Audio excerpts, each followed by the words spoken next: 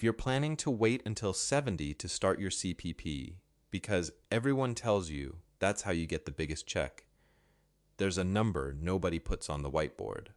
Delaying can grow your CPP by 42% by the time you turn 70, but for a lot of Canadians, roughly half of that extra money never actually makes it into their bank account. You've probably heard the standard advice more than once.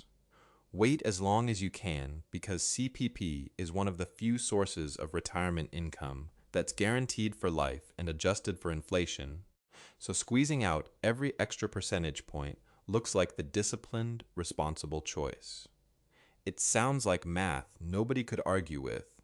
Here's the part that usually gets left out. If your income in retirement is modest, the system has a quiet mechanism built into it that most retirement calculators never model. It's called the GIS Clawback, and it can turn what looks like a 42% win into something closer to half of that or less. The Guaranteed Income Supplement, or GIS, is extra monthly money the government sends to lower-income seniors on top of old age security. For every extra $1,000 a year your CPP grows, your GIS can shrink by roughly $500 a year. You're not just gaining when you delay, you're trading one for the other, and most people never see the trade happening.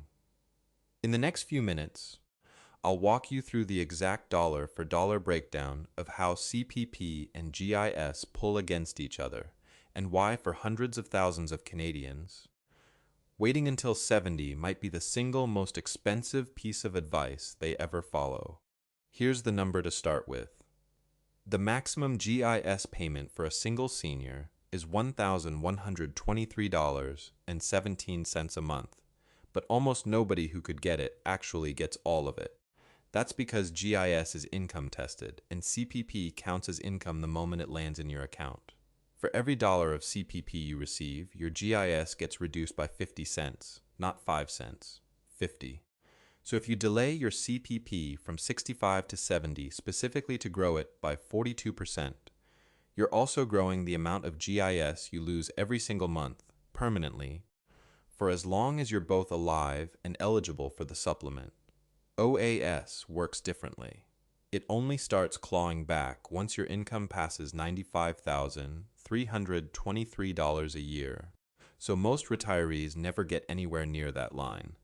GIS runs on a completely different scale.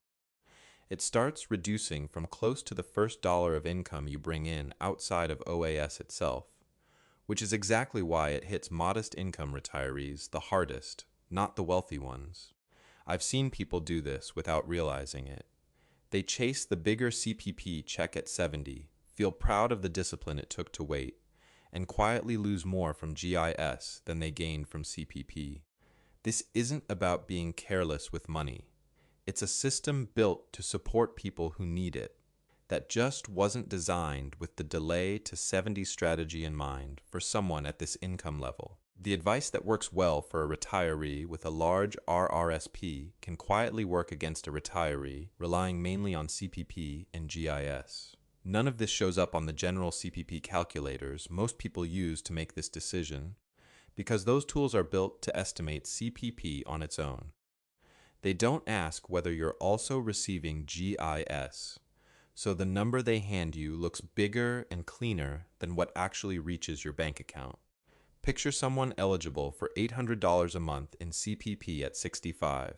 If they take it at 65, they get their $800 plus a GIS top-up that's been reduced by about $400 a month because of that CPP income. If they wait until 70 instead, their CPP grows to roughly $1,136 a month, a real increase of $336. But their GIS clawback grows too, cutting closer to $568 a month instead of $400. That's another $168 a month lost from GIS, stacked on top of the CPP they already had. The 42% bump on paper turns into something closer to half of that once it actually lands in their pocket.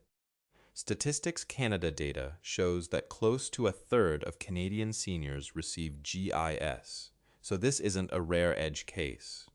It's a large share of retirees making this exact decision every year with a piece of the math missing. And the math gets messier once you factor in something calculators never ask about, which is how many years you're actually likely to be around to collect that bigger check. I used to be a delay until 70 purist.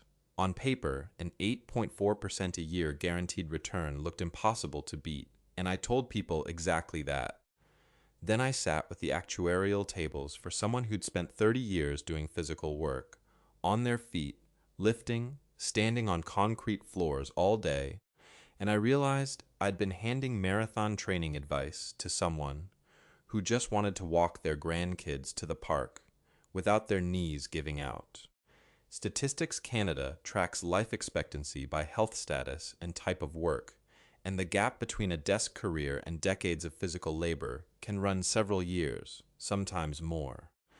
That's not a small rounding error when you're deciding how to structure income that's supposed to last the rest of your life. Someone who spent decades in construction, nursing, or manual trades often carries more wear on their body by 60 than someone who spent that same career behind a desk, even if their income and their CPP contributions look identical on paper. The number on your CPP statement doesn't know the difference, only you do. The standard break-even age for taking CPP at 60 instead of 65 sits around 74. That means if you live past 74, waiting wins. If you don't make it that far, taking it early wins. And there's no do-over once you've made the call. Most retirement advice assumes you'll live well into your 80s because averages are built from everybody, including the people who live to 95. But an average isn't a promise. If your own health, your family history, or the toll of your career says otherwise, betting your income on a number built for someone else's life is the real risk, even if it looks perfectly safe on a spreadsheet. If your family history or how your body feels right now tells you that reaching 74 isn't a safe bet, taking CPP at 60 isn't leaving money on the table. It's making sure the money shows up while you're still able to enjoy it. If you've worked hard your whole life and you want the math that actually lands in your pocket, not just the math that looks good on paper, stick around. That's what the rest of this channel is built around. So what if you don't have a health concern pulling you towards 60, but you also don't have a big pension sitting behind you? Does a small RRSP change any of this? It actually makes the trap more dangerous, not less. A popular strategy right now is the RRSP meltdown, where you draw your RRSP down hard in your 60s, before CPP and OAS are both fully in place, to smooth out your tax bill later. It works well for a lot of people. But if you're also collecting GIS, every dollar you pull from that RRSP counts as income, and GIS claws back 50 cents of every one of those dollars too. That means an RRSP withdrawal that's supposed to help you isn't just taxed at your regular rate. It's effectively taxed a second time through the GIS reduction. Add the two together, and you can end up giving up close to half of what you withdraw, a rate most people would never accept if a bank quoted it to them directly. Picture two versions of the same retirement. In the first, you delay CPP to 70, drain your RRSP hard between 65 and 70 to cover the gap, and lose most of your GIS for those 5 years while you wait. You end up with a bigger guaranteed income at 70, but you've spent your most active years running on a tighter budget than you needed to. In the second version, you take CPP earlier, at 60 or 65, and lean on a TFSA instead of the RRSP for the bigger, lumpier expenses, a new furnace, or a trip out west to see family. TFSA withdrawals aren't counted as income for GIS purposes at all, so you can pull from it without losing a cent of your supplement. The TFSA contribution limit for 2026 is $7,000, and if you haven't used up your room from previous years, that space adds up fast. For someone drawing GIS, it's one of the only places to keep savings that doesn't quietly cost you government support every time you touch it. Unused TFSA room carries forward every year since 2009, so even if you haven't contributed much before, That space doesn't disappear. It just sits there waiting, which makes it one of the easiest tools to lean on once GIS is part of your income picture. That's the version most people don't hear about, because RRSP meltdown advice tends to get written for the average retiree, not specifically for someone relying on GIS. So let's stress test this. What happens to both of these paths if inflation spikes the way it did back in 2021 and 2022? Say inflation runs hot again, the way it did in 2021 and 2022, when prices climbed roughly 10% over those 2 years combined. That's not a hypothetical. It already happened once this decade, and there's no rule saying it can't happen again. Someone who delayed CPP and is living off a fixed RRSP withdrawal that isn't indexed to anything watches their grocery bill, their hydro bill, their property tax notice, and even their pharmacy co-pay all climb, while their actual income sits frozen at the number they picked years earlier. They're waiting for a bigger check at 70 that hasn't arrived yet, while the checks they already have buy less every single month. That gap compounds. A retiree who delayed CPP and locked into a flat withdrawal plan can watch the real value of their monthly income shrink by close to 10% over just 2 rough years, even though the number on the statement never changed. Nobody sends a letter warning you that it's happening. You just start noticing your money doesn't stretch the way it used to. Someone who took CPP at 60 or 65 is in a different position. CPP and GIS are both tied to the Consumer Price Index. So as prices rise, those payments rise with them, automatically, without an application or a phone call. That's the part that gets lost in the delay to 70 conversation. It's not only about the size of the check, it's about how much protection is attached to it while you wait. OAS and GIS both get reindexed every quarter based on the cost of living, so the income you start collecting earlier isn't locked in place. It moves with the world around it. Every month you delay is a month you're standing outside that protection, leaning instead on savings that may or may not keep pace. So if the math and the inflation protection both point toward taking it earlier for a lot of people, why does it still feel like giving in, like settling for less? That's not really a math problem. That's a psychological one, and it's worth naming honestly instead of brushing past it. There's a specific bias behind why so many people fixate on the bigger number at 70, and it's called loss aversion. We feel the sting of losing something far more than we feel the pleasure of gaining the same amount.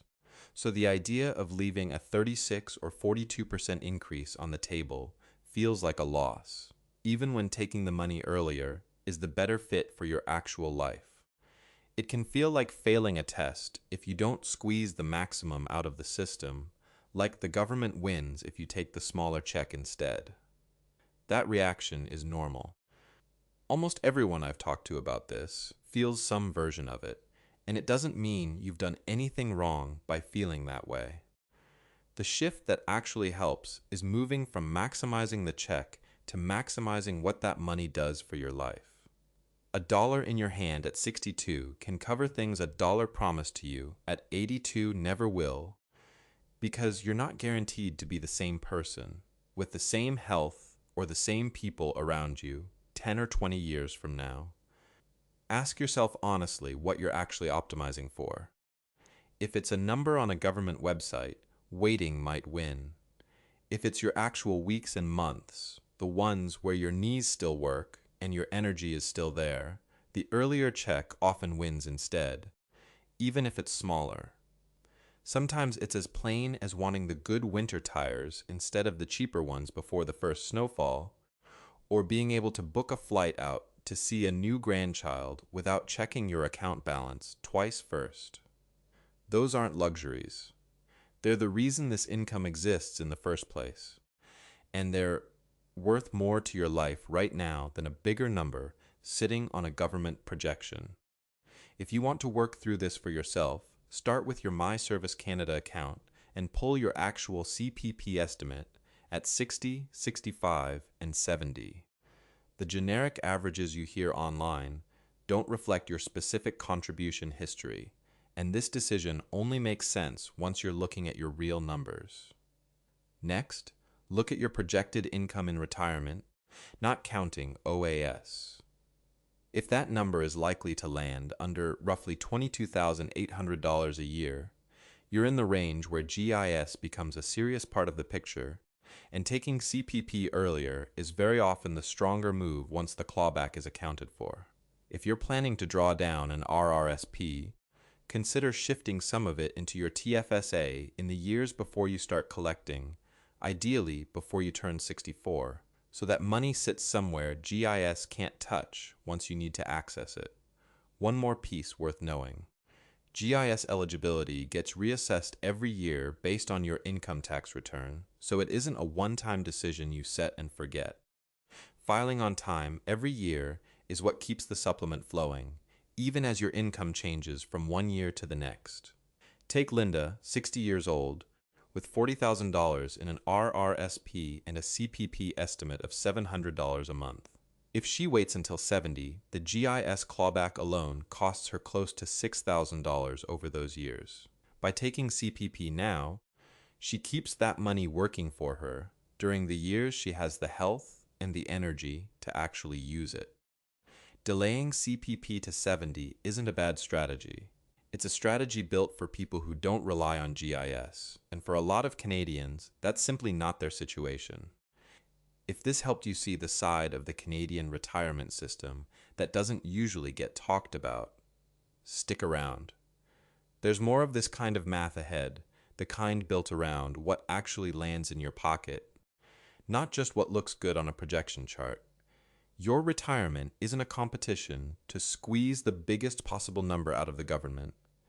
It's your life. Make the choice that lets you actually sleep at night.